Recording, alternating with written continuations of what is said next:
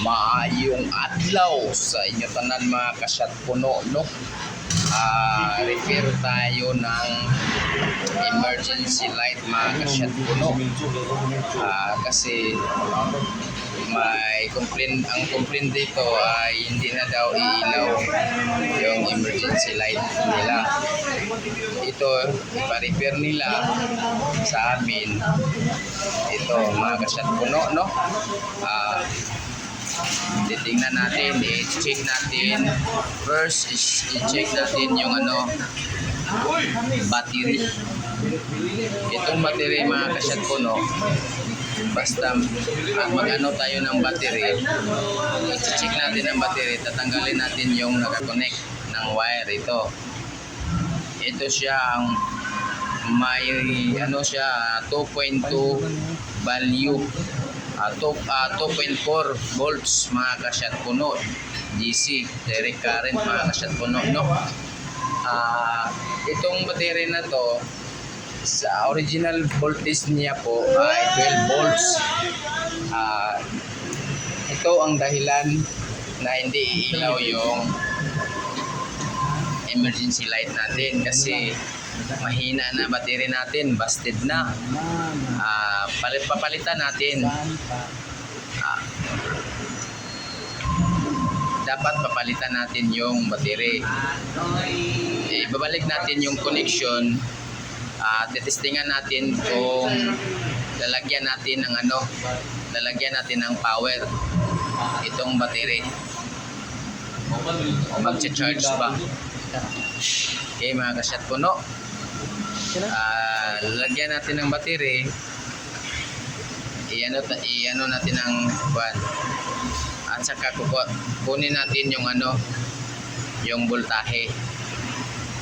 Pareho din, same na voltage, 2.5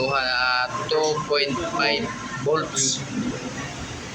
Ito ang dahilan mga kasyat puno bakit hindi iilaw yung emergency light natin, hindi nagagana. Pag ito ang nangyari mga kasyat puno, papalitan natin ng battery. Dapat ang value ng battery natin pag test natin is 12 volts, hindi 2.2, kasi sira na yun pag 2.2. Original rate niya is 24 volts dapat. 24 volts dapat itong battery. Kahit ilang minuto magti-test ka, nagdi-discharge yung battery, sira na yun. Yan, hindi nilagyan ko pa ng power yan. Ulit, nagti-test ako, ganun pa din. Ganun pa din ang value niya mga kasyat puno, 2.5 volts direct current. Titingnan niyo yung clamp meter. Clamp meter ang ginagamit ko pag titest mga kasyat puno, no? Kasi may test rod ang clamp meter natin. Pwede natin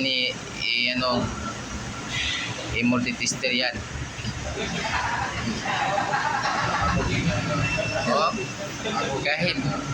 Kahit pabalik-balik pa ako mag-test, ganun pa din ang value. Itong battery na to, sira na, busted. Papalitan natin.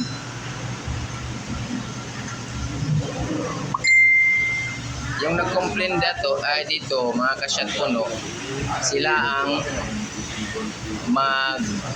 mag-produce ng battery. Kahit i-manual ko yung emergency light natin, hindi pa rin gagana. Kasi sa emergency light natin mga kasyat puno, may manual na iilaw yung emergency light na ito. Ganun pa din mga kasyat puno, hindi ko pa tinanggal yung power doon.